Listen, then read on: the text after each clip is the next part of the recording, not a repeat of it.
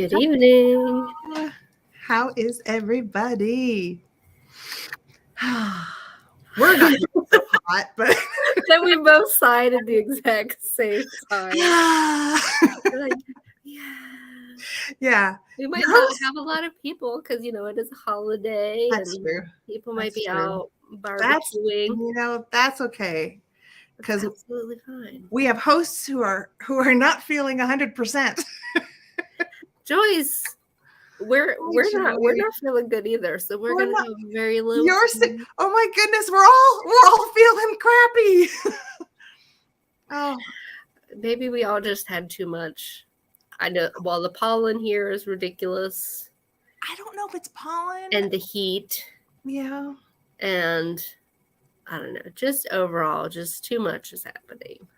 Well, I started off my weekend by shooting myself in the foot because I stayed up on Friday night to watch Stranger Things season 4. And I went to bed a lot later than I normally do. And then usually when I screw up my sleep, it's oh yeah, I couldn't fall asleep. Downhill. I think I went to sleep at like 3 a.m. on Friday. Oh gosh, that's and so that didn't help things. I could sleep in. Well, no, Saturday I couldn't sleep in.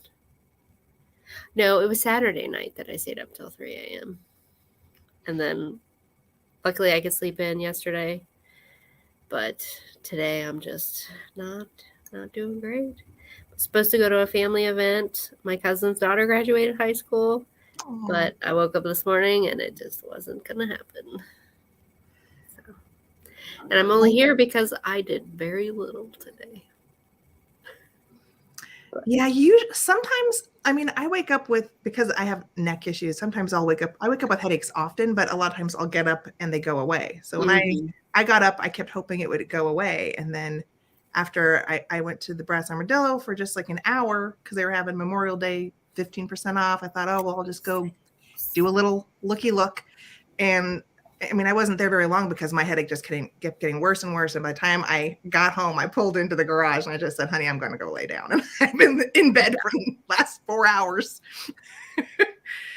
It's time to just, I do have some hot tea. No honey though, because I have this flavored tea doesn't work well with all honeys, sometimes because I have all like local honeys that have very distinct flavors.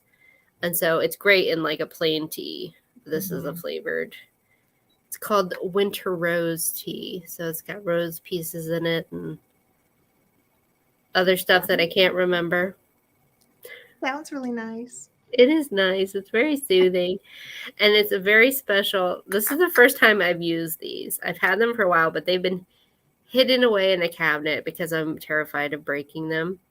And that goes against my whole ethos of using the pretty things, right? Mm-hmm. So it's now, let's see if I can do this without spilling it because it's shiny. Shiny, super shiny. So I know for certain the cup is New Martinsville Ada pattern, which New Martinsville glass was the precursor to Viking glass in West Virginia. Oh. But this saucer, while exactly the same glass, is not the Ada pattern. So I don't know if it was a marriage, but I have like at least 6 sets of these that all match. So I'm using my pretty things. That is your pretty things. I'm having water. That's okay. Cheers. Cheers. Cheers to. Hi, Rebecca. My weekend started out pretty good, but we're ending on a sad. Well, the one good thing is I do not work tomorrow. I have tomorrow off as well. That's good. So I can sleep in a little bit and just. Yeah. Just keep sleeping. That's what I do. Drink water, sleep. I do need to drink more water, but tea is mostly water. Oh, Joyce, I love chai tea. I love it. It's hard for me to hear people say chai tea because the word chai is tea. Ah, so to you, we're all. So you're saying tea. Which I could do a whole thing about. We're just American babies who want our TT. Well, there's a really linguistic fun tidbit about the difference between chai and tea and why some people call it chai and some people call it tea. But that could be a whole episode. Because I'm a linguist nerd and a tea nerd, so I devoured that article when I found it. But Wow, I do love a nice yummy chai. I love chai. Either oat milk or coconut almond milk in there. I love that. When I was in high school, we had this little local place called the Book and Bean, which was amazing. Say it one more time. The Book and Bean. The Book and Yeah, so it had lots of books everywhere, and it was a coffee shop. And they had this chocolate chai. That was never even heard of chocolate chai. It was amazing. It was so good. And like I've never had it as good. Like I found a mix once, but it just wasn't the same as what I got at the Book and Bean. Chocolate chai. I had no idea. It just makes you think of like an interestingly spiced hot chocolate. Yeah, that makes sense. Wawa. Water is important. Me too, Rebecca.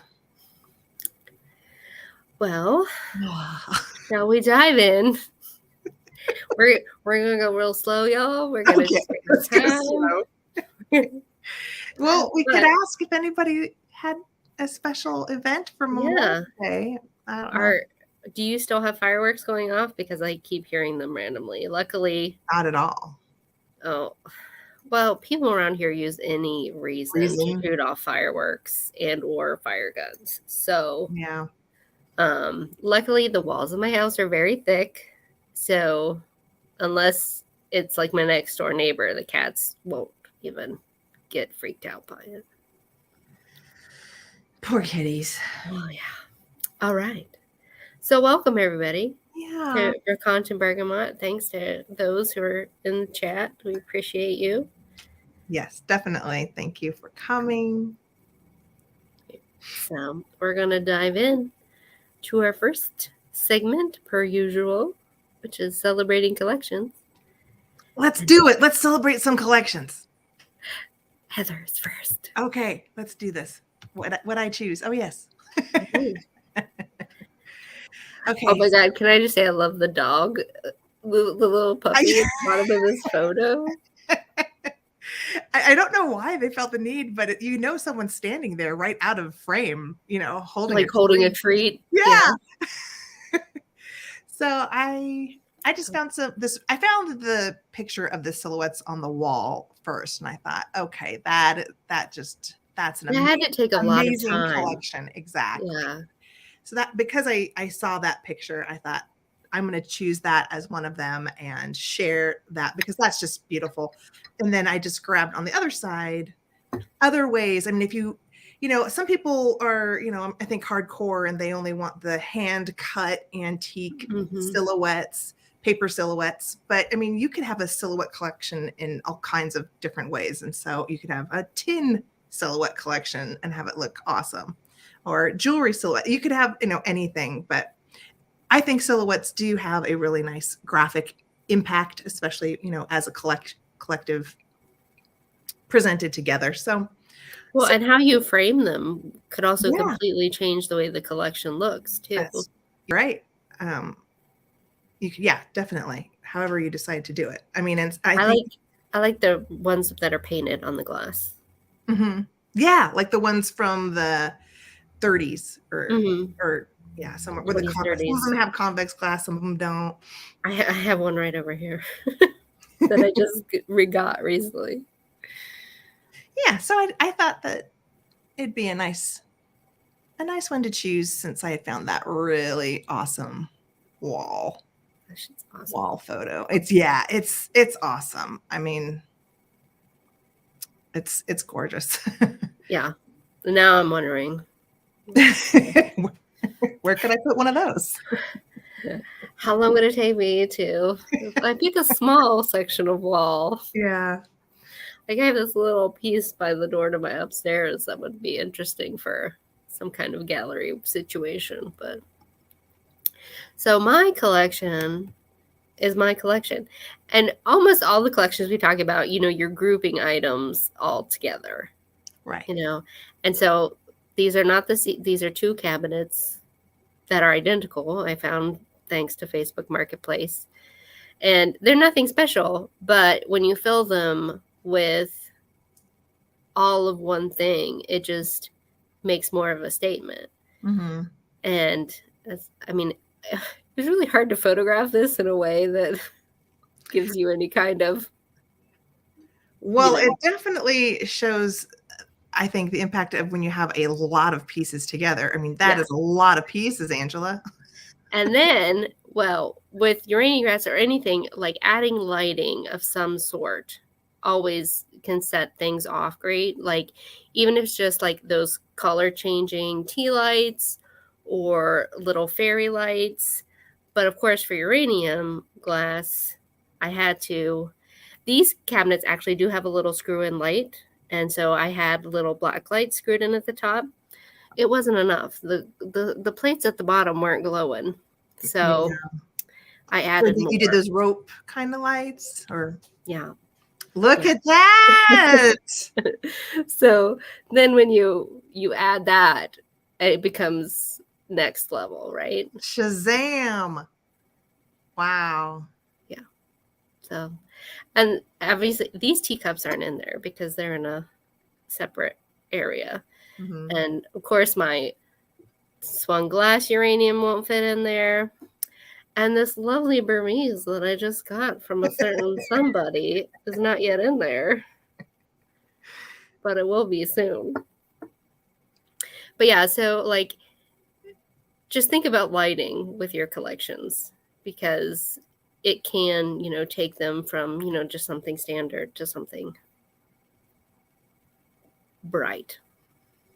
And that's my first collection. I love it. Who wants to follow that? You do. No, I don't. So the other one I chose for celebrating collections was transferware because it's something that I love. I know a lot of people will be like, oh, that's so 80s. I love 1880s. There you go. But I still love it. And I know there's a lot of people who still do. I do. I love it. And this was just a picture of a whole bunch of it. I said, yes. Yes. Yes. I have a dream of having a whole bunch of brown transferware, but I only have a few pieces. The brown ones are hard to find. It blends in or it's turkeys. Or it's turkeys. Yeah. I'm not a huge fan of the turkey transferware, but that's just me. Yeah. Yeah. I also love the light kind of Wedgwood blue color transferware. But I know I don't. If I had another room to decorate, but I have the rooms and it's still hard. I still have the stack of fancy lady pictures that I laid out in a stack waiting to be put on the wall. That's why I really do. I mean, as much as I love things to put on shelves, because I don't have a ton of shelf space, I love anything I think I can stick on the wall. Yeah. I know technically I can put transferware on the wall.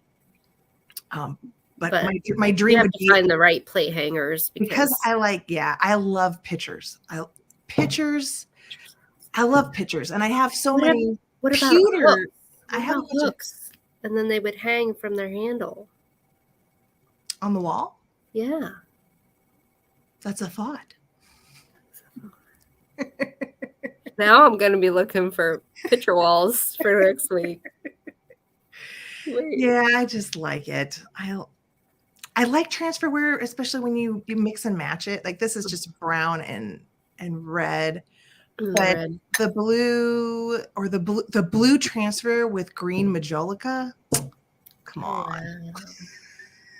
I think transfer wear, I think it looks really cute when you mix it all together. Well, I think it can be Victorian, it can be shabby chic. Yeah. I mean, you can just mix in a piece here or there with anything. Like, Yeah. I love the red transfer wear with black glass. Oh yeah. Yeah, red and black is like very gothic to me. That's why I love it. Yeah. All right. Well, my next collection is a little different. So the thought here is, Wow. using your brooches as decor in some way. So the picture on the left is one I took. Unfortunately, this little vignette no longer exists because I stole that fancy lady to be on my fancy lady wall. But here is my brooch bowl. So I have all my brooches in a bowl. And I mean, it's just a bowl of pretty. It's a bowl of art. Just there, ready for me to pluck one out and use. And then I love what this person did. Yeah. And I forgot to post her name. And this is more pins than brooches. But I think the thought could work for brooches 100%. If you found a cool frock that you like the lines of, or you have a dress that maybe doesn't fit anymore, that's important to you, or, maybe had a stain or rip, whatever. Find a fancy hanger and then just cover it in your brooches. Why not? I think that's a great idea. I did see something similar like that once a while back in a boutique where I don't know if it was an apron or a skirt, but they did a similar idea, but with buttons, where it was like a whole bunch of vintage buttons just, right next to each other all the way across the whole skirt, I think it was. But that takes a lot of brooches. Well, if you space them out, depending on how you space them out, or like you want to like create a design with them. So say you have all sparkly brooches, like, do them in zigzags or a spiral around it or something like that. Yeah. But that was my second one. So our next segment is, of course, a media. Media must. I chose a movie this time, and I chose The Royal Tenenbaums, which is a movie by Wes Anderson, who, if you don't know him, he definitely has a certain aesthetic. He loves to use a lot of vintage in his set design. And this particular movie, the home is it's actually in New York. It takes place in New York. So this is a place that they rented for the movie. And it has Victorian features, but it has kind of that 1980s eclectic vintage decor in there. And in the upper left, you see the girl character. She against the wall there is the famous wallpaper. I'm so sorry. My head is just like Heather words. Get words. But the zebra wallpaper is, I guess it started out as a famous wallpaper in a New York restaurant. And because of the movie, the Scalamandre company has, they republished it, and it became a whole thing, this zebra wallpaper with the red background. But I just thought this is a fun movie. It's very quirky to watch, but any of Wes Anderson's movies are really fun. If you have any sort of eclectic taste, and if you like retro, you would enjoy watching them just for the... I think I've only seen one Wes Anderson movie, and it was... Really? Isle of Dogs. Oh, was that one of the animated ones? Yeah. Oh. It was real weird. Well, you should... But I absolutely, like the look of this. I would, if you, let's see, Darjeeling Limited is really good, but that takes place on a train. Oh, what's the movie? Moonrise Kingdom has a lot of like funky retro set design in there. What else? Just from the clips I've seen, like there's always like this dreamy sort of quality to the colors.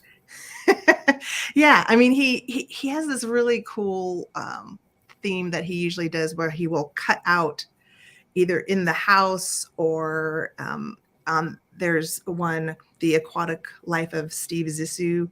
It's a submarine, or in the Grand Budapest Hotel, it's the hotel, but he'll do these cutouts so it looks like a dollhouse. And they did the same thing with the train where he'll pan and it will follow through the building or train or submarine. And it's like you cut it in half so you see each room as if it's a dollhouse. It's quite it's creative, it's fun, it's very theatrical, like a stage, like almost like a stage play where he'll kind of do really interesting things in there, but it's a little bit minimal. You know how when you see like a stage play, it's usually not completely full. It's usually a little bit sparse. Just things to make you a lot picture of the room. His rooms will be that way, where it's set, but it's a little bit more sparse, as if it were a stage production or something. Oh, cool. But yeah, so I just chose that because it celebrates the eclectic, for all of us who love decorating with vintage. That is definitely me. So my media must come from YouTube, and it's Bernadette Banner. She is a dress historian, and she creates clothes using period-appropriate sewing techniques. So this medieval dress up in the left-hand corner was all hand-sewn. She did it all by hand. And then she goes into like the history of things, like the sources she uses to find this information. And I am not a sewer, so I love watching other sews. I love watching people who make things that I can't or would never dream of doing. Mm-hmm. And then this She's really well spoken to. I love listening to her. She sounds like she's from a different era. Like there's this joke that she's a time traveler, and it would. Oh, is there really? Yeah. There's a bunch of them have this, the time traveling society. But this still in the top right is from it's a whole series of videos. I think there's 14 videos. So if you want to like dive in, she does have playlists. And this playlist is her Lady Sherlock.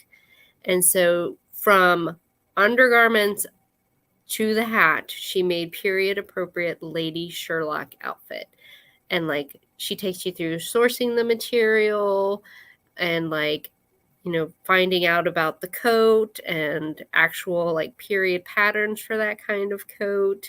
Mm-hmm. It's just stunning. But the image here is her from her like dreaming up session. Like she'll usually do a sketch of her garments before she That's very cool creates it.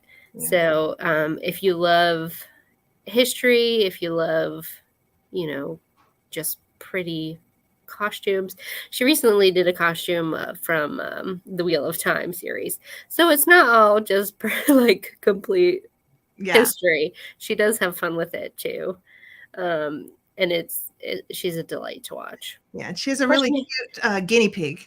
Yes, Lord Cesario. Yes, is her guinea pig. I was just about to mention him. Oh, okay.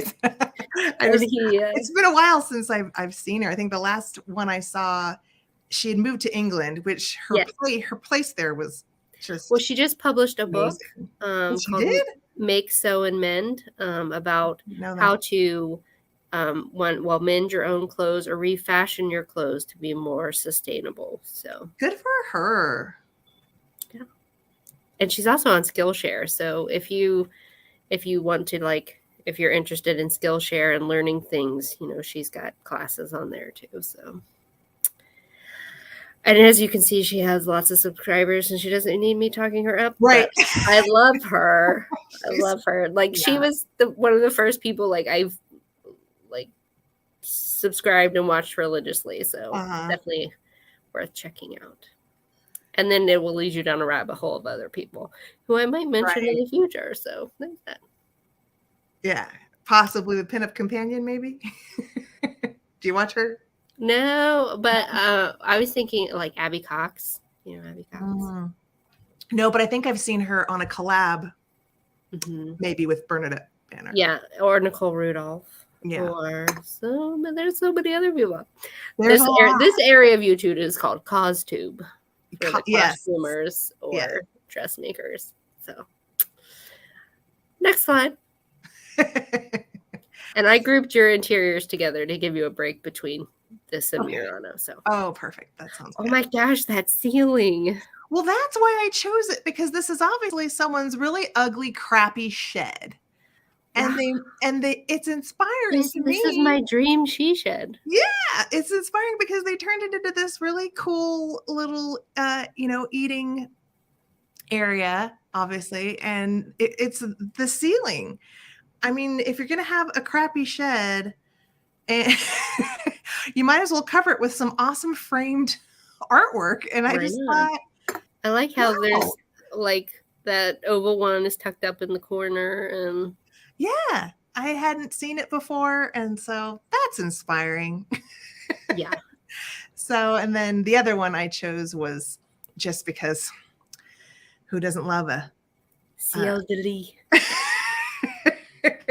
As Stephanie Jarvis likes to call them, bed crowns. I want one. Great. I want one now to frame my lady pictures. Oh, that'd be cool. Yeah, I love a good, whatever you want to call it, a canopy or a bed crown. They're just so romantic and they look so nice. And you could do like this white fabric, or you could do a cool, really awesome pattern. Or toile de juice. Our toile de juice. You're here to toile de juice. Yes. Okay. Well, I think. And then the other one I chose, instead of inspiring interiors, I think it's just because it's the time of year I wanted to do inspiring exteriors. And if I just need to fall in love with a gardener, I think. Well, I mean, there are a lot of. I'm hopeless. You can find the most amazing garden and shots. I mean, I could have picked something really grand, but I chose these because it's like they could be in England, but the one on the left, you could do that in your own yard. I mean, you could just do, you know what, and just say, I don't need a full lawn. I'm going to give myself a nice, orderly English garden in the backyard, and you could do that. So I thought that's inspiring. And then I thought, you know what, even if you don't have an adorably thatched cobblestone outbuilding, maybe you have an ugly she shed, but you could paint it a really nice color. I thought, well, I think that's inspiring too. It's something like, it inspires something you could do. Like you could actually be like, you know what, I'm gonna go paint that door a bright color. Why not? Yeah, I might need to do that to my garage. Yeah, exactly. Okay, so my interior is this one. So she calls it colorful maximalism. And I love her account. It's their Balliol house. And I am not a fan of minimalism. I am not. I like if I don't want my house to feel like a hotel or a waiting area. Yeah. Or something. I want people to come into my house and be like, she likes some weird stuff. That's what I want. So, you'll see things we've talked about here. Like she's got a gallery wall. I mean, I love the amount of pillows on her couch. And even in the bathroom here, there's a little shelf for, some art and mixing patterns and stuff like that. So, and I mean, when I have a chandelier with a lovely, what is that called? Medallion? Yes. Ceiling medallion. Yes, ceiling medallion. With modern colors. Now, my color scheme would be a little more rich jewel tones than these bright colors. But also, like, she professes that she absolutely loves wallpaper, as you can tell. which if you saw the before picture of this bathroom before they put in that wallpaper, like night and day, like it made such a huge difference. So yeah, I love it. I love Land. maximalism, pattern on pattern. I do like that. Now, I don't do it a ton in my house, but I do love photos of it. Yeah. I'm not bold enough to do as much pattern on pattern. Oh yeah, no. Well, But for I me, it do depends on the really pattern. appreciate it. Yeah, I like mixing a lot, like rich colors, but not necessarily like patterns of color. Does that make sense? Like, Yes. give me a solid red, and then like I'm a little bit more similar. and then like some stripes, and then maybe a pretty color. For me, it's needlepoint. I like a lot of tapestry and needlepoint pillows. Now I like the rich. Give me the rich, shiny. Give me the tassels. Love it all. Here for tassels. So this, I love the maximalism. So that was I think it's great that you shared this, because not everybody, loves more of like the European style. Like this is a good example for people who like that more like pop art or Magpie Ethel, bright retro colors. So I think it's good. I think it's good. Oh yeah, I mean, I appreciate it all. Yeah, that doesn't mean I need it in my house. Right. Yes, I appreciate it all too. I just know if you turn the shades down a bit and you like threw some gothic influence into this room, that would be me. Yeah, I'm here with you. Okay. Well, next is the history highlight. Okay. Oh, and was it Leanne's here? I know. Hi, the Leanne. old so-and-so. Was it Joyce or hold on? Someone has a purple garage painted something purple, and now I missed it. Painted something purple. Joyce, her little shed, purple trim and doors. Joyce painted her shed purple. And Joyce wanted you to know that she started watching the Texas to Milan, and she absolutely loves it. Yeah, that's awesome. I actually, now I don't, the old so-and-so. Tell me your name, because if you told me before, I'm sorry. Okay, hi Susan. But I have a little bit of exciting news. Is Tammy from Texas from Milan? She reached out to me, and we are going to try to do a collab of some kind together. What? So yeah, to in the future, in a month or so, you might have a video of where we like I do an intro for hers and she does an intro for me. I don't know. We have to figure it out. But we're gonna collab. Yeah, it is exciting. All right. Okay. Are you ready? Okay. Hang in here with me, you guys. Need more water first. Because I did not review my presentation. I was in bed, as I said. So I'm gonna have to refresh as I go along here. Hey, Jan. Okay, so you can tell me when to advance. You ready for the next one? Oh, okay. I'm gonna talk about it. So I tried to dive in here to Murano glass, and I try to make it into a very easy to understand little chunks. I don't know if I overdid it, but hopefully y'all hang in there with me for a little bit of history. And then I promise there's some pretty pictures at the end, because I'm like, I can't just do history part without some pretty pictures at the end. So yeah, we love the pretty. All right, so let's. I love this hot box picture. Yeah, it's pretty good.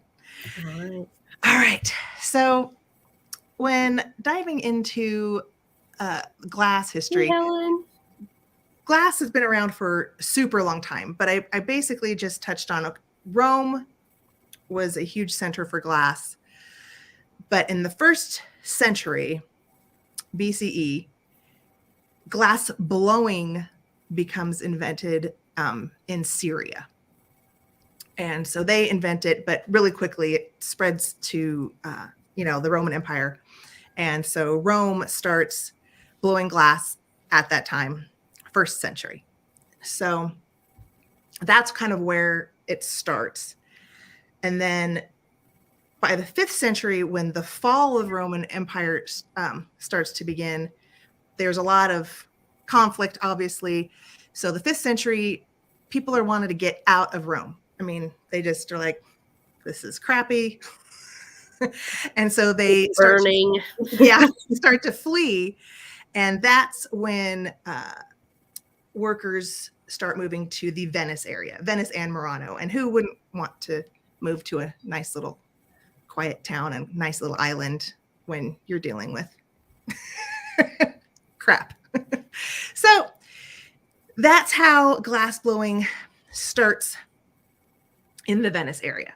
And so there's workers all over Venice and Murano by this time, 5th century. And so they're working and doing their thing. And Venice ends up creating their own government called the Republic of Venice. And after a few fires, you can switch it. By the 11th century, there's 2 big things happen. The Republic of Venice decides, number one, they're going to prohibit foreign imports and any foreign glass workers. So immediately they're getting rid of their competition, and they don't want any foreign workers in that can steal the ideas and take them back to their home country. So that was the first big decision that kind of started where Murano is starting to and Venice starting to protect their trade secrets. So that was a big decision that they made. And then the second one was, after a couple fires and accidents that have happened, they decide, we're going to move all the furnaces to the island of Murano. We're going to put you all out there on that little piece of land, and that's where all of you glass workers are going to be.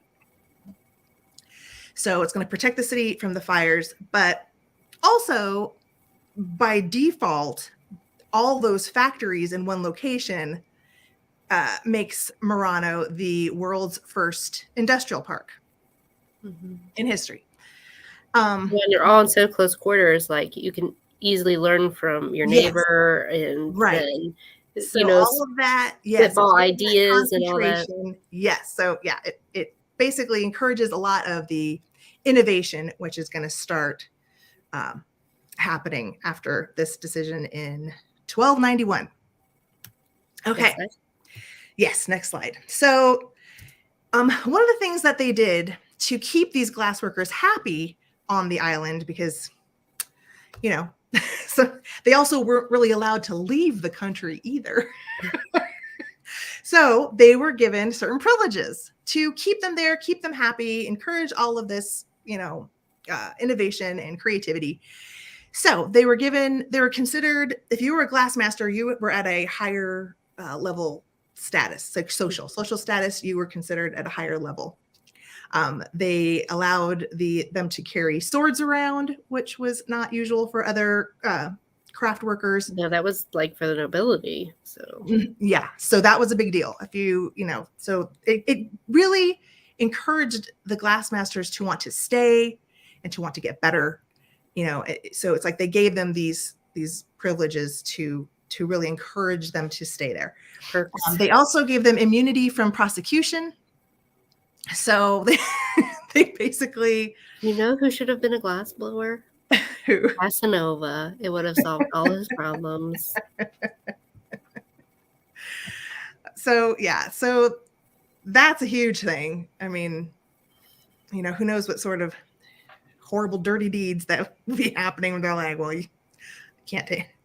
I'm not going to jail because I'm a glass master. Like, did you see that vase? Did you see it? Yeah, and then the other one there is that I might have murdered someone, but look at that caning. Just look at it. The daughters of glassmasters, they were allowed to marry Venetian nobility. So that also was huge. A very high incentive. Yeah, because the class system at that point in time, it wasn't cased as it is in like India or whatever, but still, it's hard to leave a craftsman world to a nobility world. So the fact that they gave their daughters that perk is huge. Yes. Leanne is getting awfully dark about the immunity from prosecution, but I bet she ain't wrong. Those fires are hot. Did you see? She said they could have burned bodies in the furnace. They're hot. All right. Next slide. Okay. So 1291, all the furnaces get moved. So all the factories are in that one spot. And so for the next Sunday bubbles. Bobbles. Sunday bobbles. Oh yeah. Hi, Jen.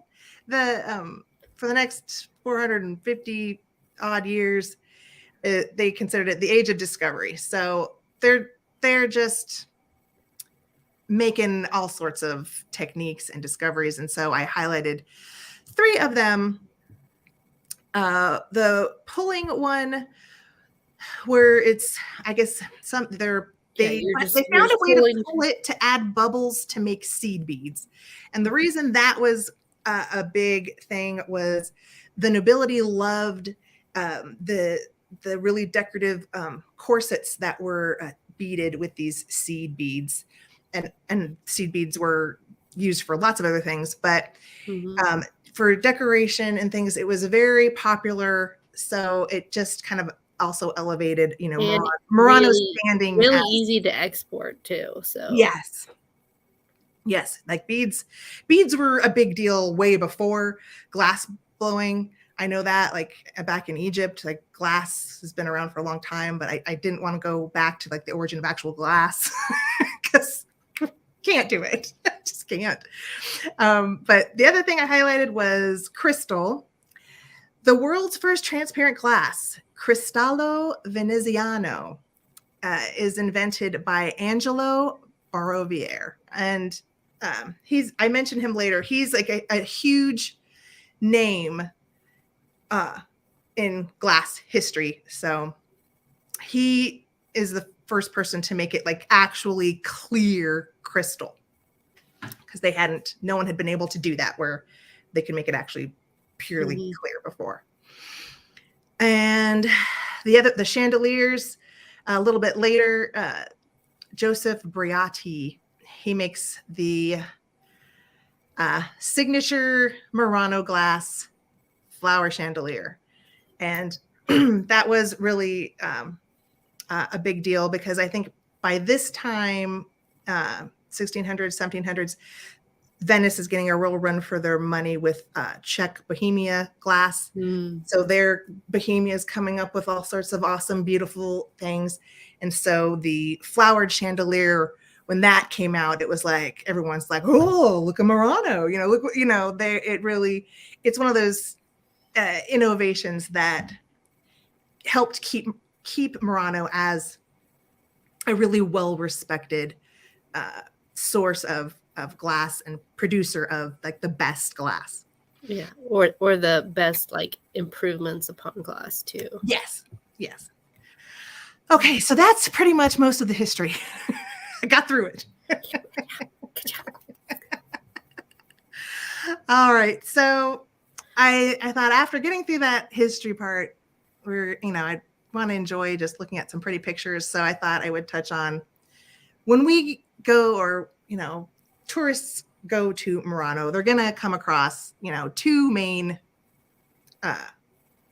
ways of, or objects that are made of glass, with either lampwork or glass blowing. So the difference is lampwork is, I don't know if you can see, it's a little bit small on the left, but you'll see their little rainbow looking little canes of glass.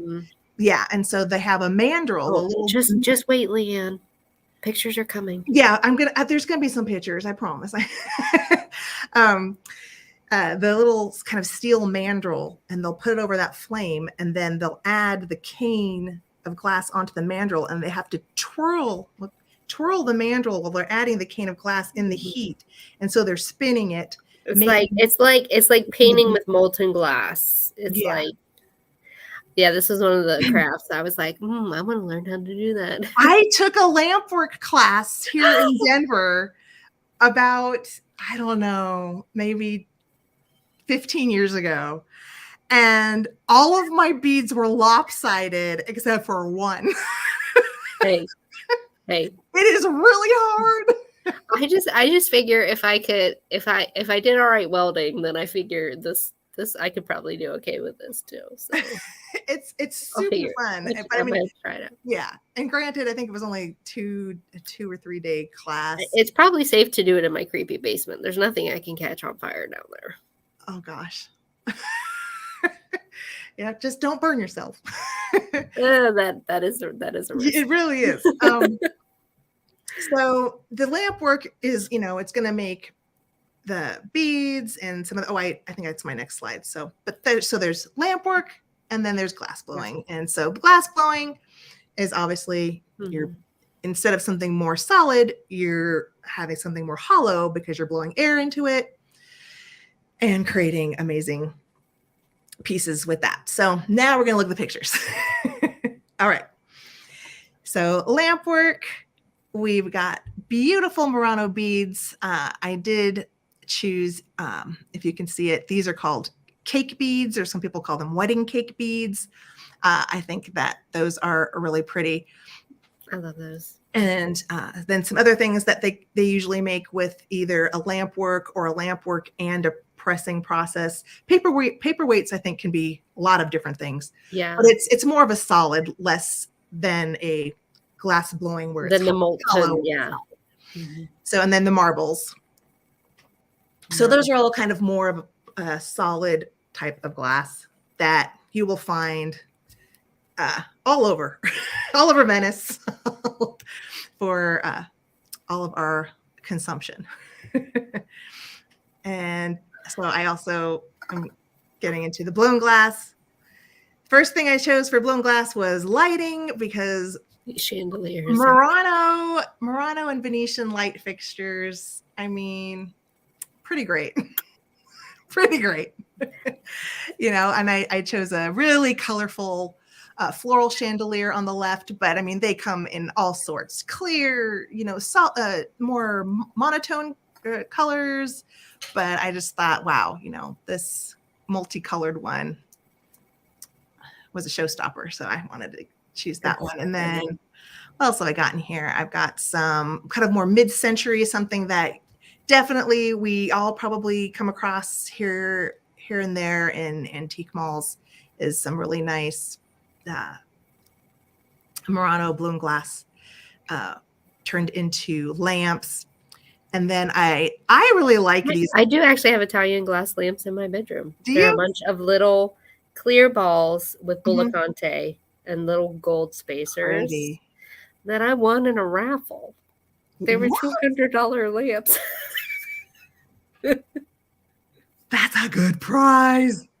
I paid $5 for my tickets. So yeah, that's a great price. $5, and it's a pair, huh? It's a pair, yeah. That's awesome. And they had their price tag. They were $200 a piece. Wow. With the shade.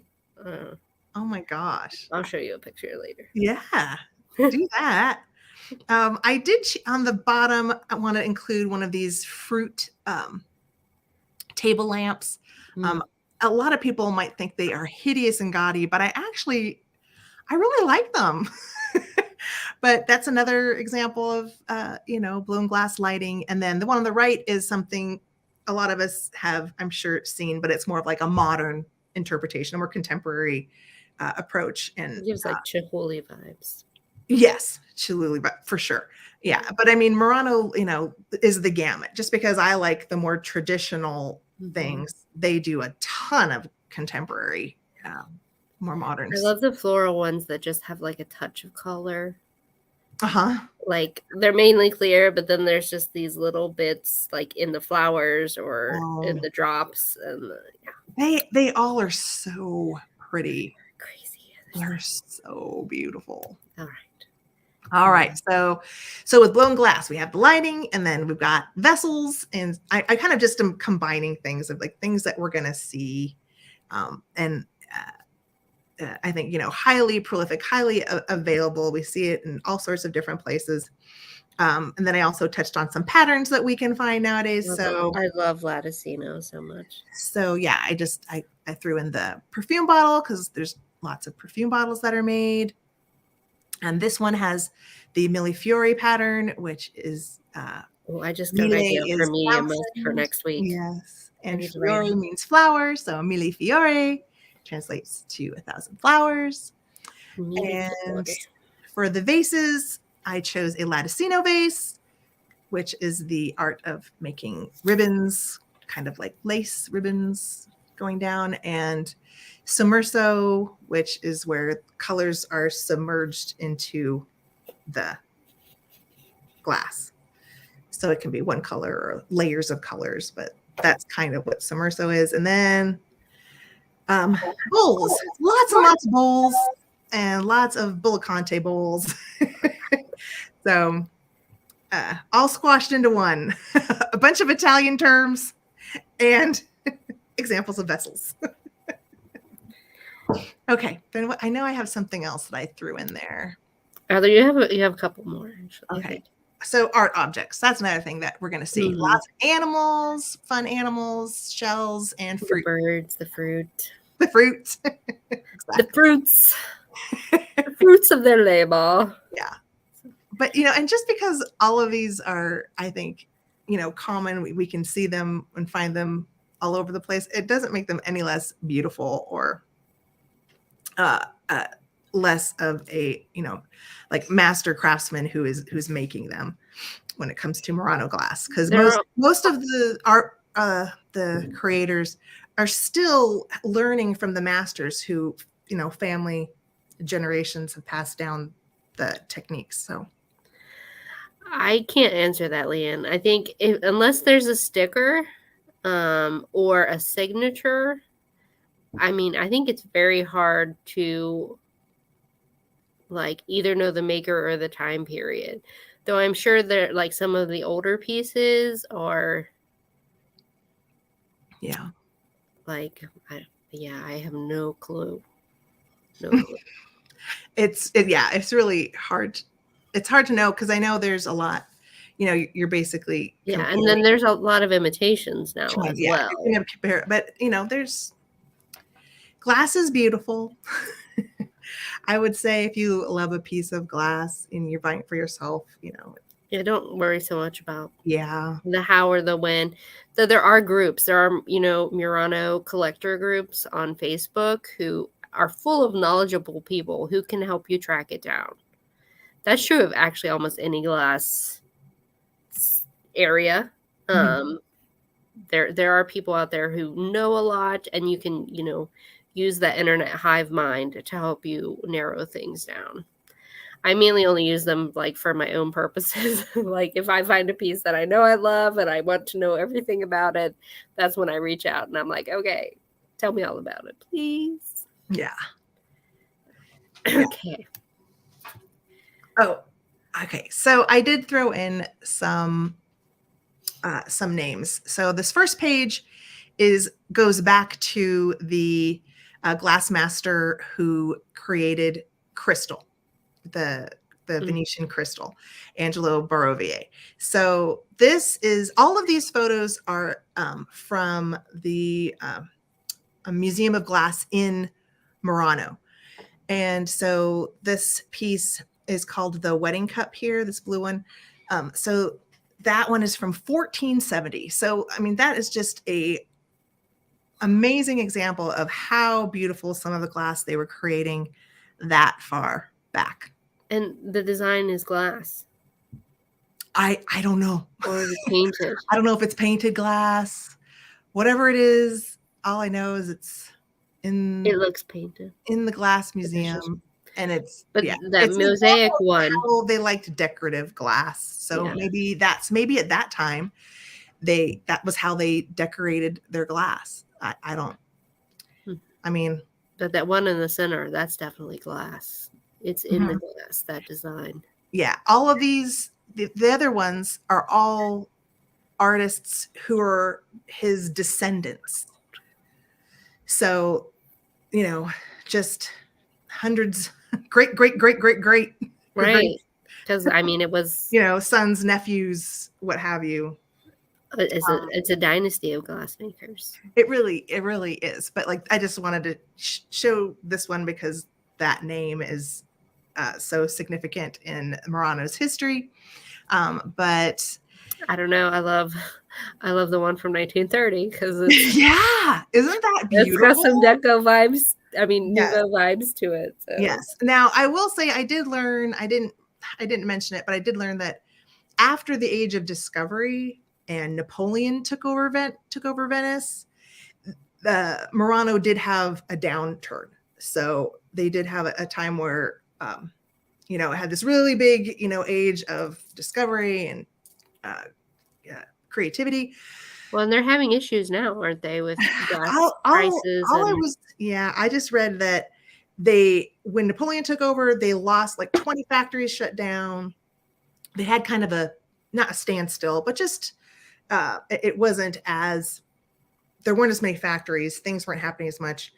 And then it wasn't until Napoleon got out of there somewhere in the 1800s when Venice got back in charge and Murano really started to get back out there with promoting their glasses, art and tourism and all of that sort of stuff.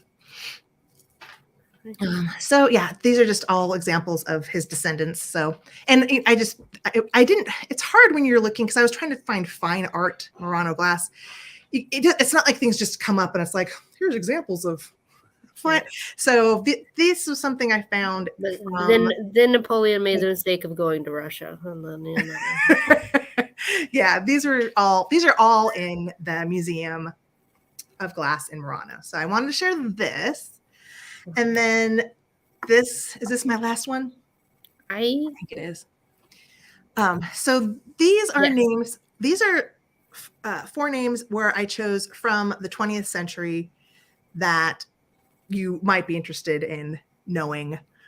They're just highly prolific, highly respected, quote unquote, names in glass.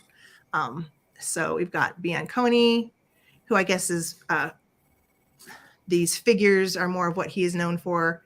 Paolo Vanini, who made all sorts of glass.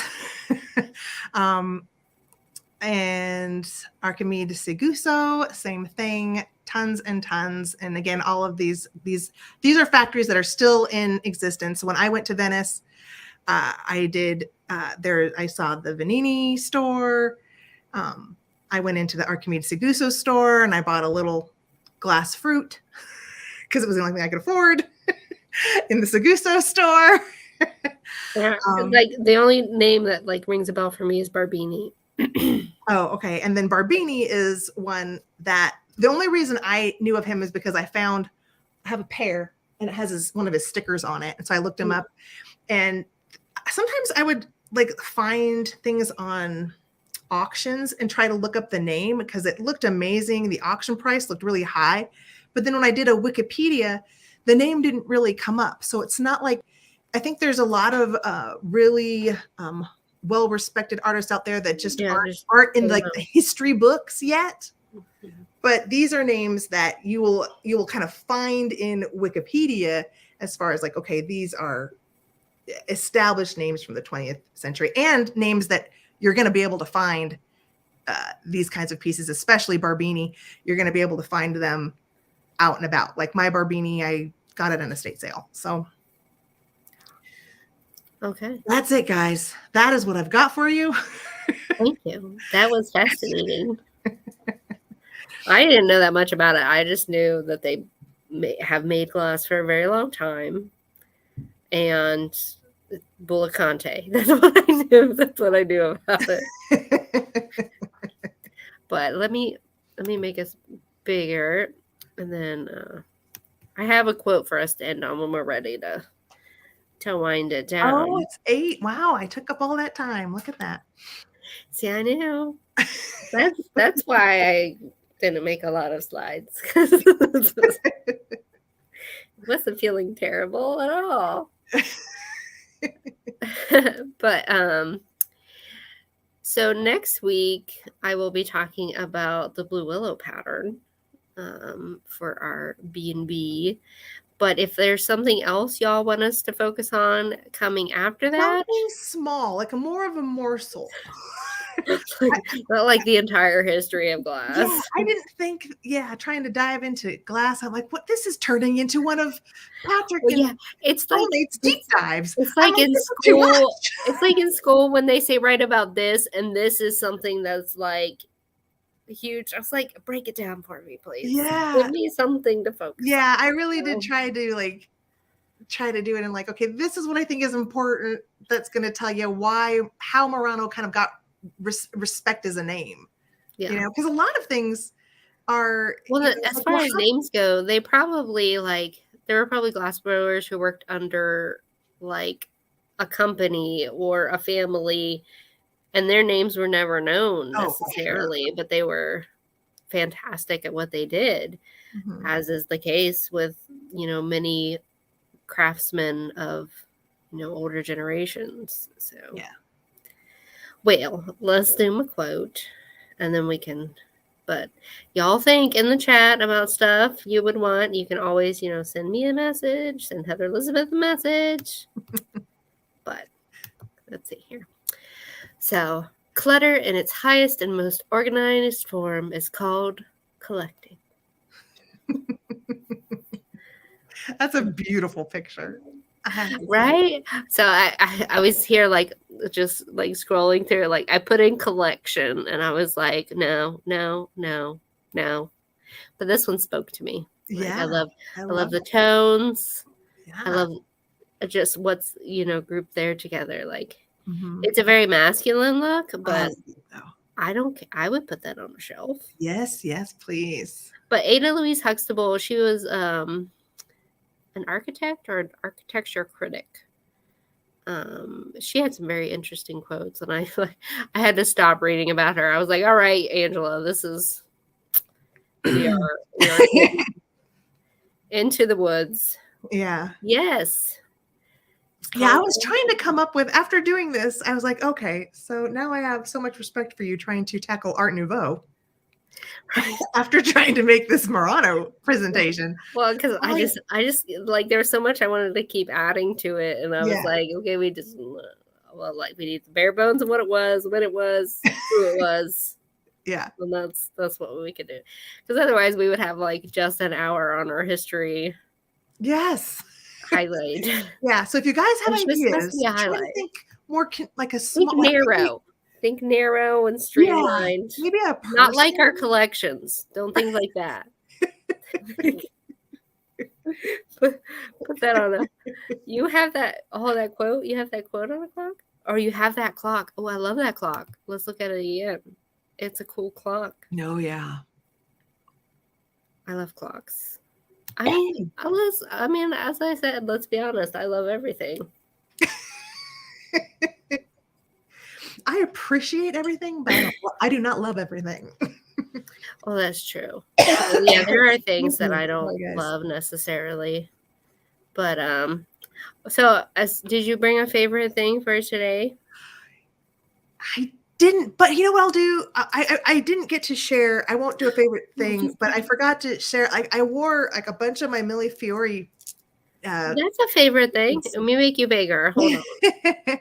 I put, this is actually just a choker necklace, but I put it on my wrist because I knew it'd be easier to show you guys. But this is, and all of these are a bunch of what I like to call more of the rainbow primary colors. But they've got Millie Fiore and all sorts of, I've got a bunch of more blue toned ones. Oh gosh, I'm sorry, you guys. I'm feeling it too. It's we've been talking a lot. We're tired. So I will go. So I just opened this on Heather's Mystery Monday because Helen's Mystery Monday. It's my very first piece of Fenton Burmese, courtesy of dear Heather Elizabeth. The rose bowl with the little dainty roses on it. And I'm going to bring the black light out again because, You know we glow.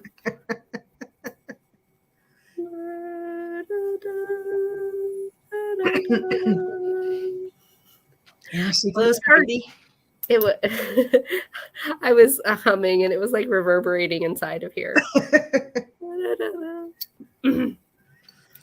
But I'm going to add this to my cabinet. I love the fact that it has the original tag. It's so exciting to me. And I was like, I started reading it after opening it live, and I was like, oh wait, I can't, because it talked about like where Burmese started, and maybe we'll have to do a. I know, Leanne, right? A history highlight. She's like hairball. Yeah, hairball. Hey, Marco. And let me bring you back up. Well, we made it through. We did. Now, I had plans to do a G&T, like a tea cocktail for tonight, because I don't have to work tomorrow, but my body had other plans, so it was just plain tea for this evening. Oh, Susan is the one who said hairball, I guess. I say hairball too. Hairball. But it happens. Yeah, but it involved like making a tea syrup and stuff. Like there was a whole process involved, and that was going to happen last night, but it didn't happen last night because what was I doing last night? I don't know. Oh, I was packaging stuff. That's what I was doing. So it's just an Emma. But thanks everyone for coming. We really appreciate everyone hanging out. Next week we will be on Antique Agendas. Yes. And hopefully you'll be feeling better, and I won't have a migraine, and it will be. I love, we're low key, so that made me feel better, like even if I lost my voice. I'm not a low key type of person. I get excited. I do get excited. I get excited about just the quirky stuff, but I get loud. I'm mostly Italian, and I get loud and sometimes probably a little obnoxious, even though I don't mean to be. We'll just say enthusiastic. I might need to put a dollop of something in my tea after we're done, but we'll see. Make me sleep. Make you put yourself to sleep. Yeah. I don't think I'm going to need any help, but But thanks so much, everyone. We will see you next week. I hope you all had a fantastic holiday. I hope you all took a minute to, think about what we were memorializing. And I wish you all a fantastic week. Yeah, guys. Bye. Take care. See you guys on next Monday.